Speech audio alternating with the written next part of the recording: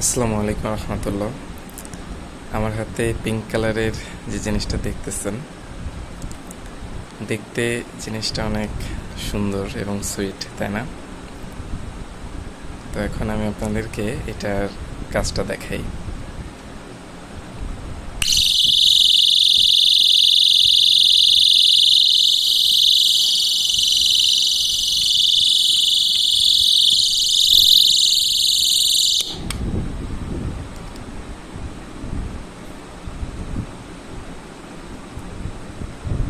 জিনিসটা দেখতে অনেক সুইট হলেও এটার আচরণটা কিন্তু এতটাও সুইট না।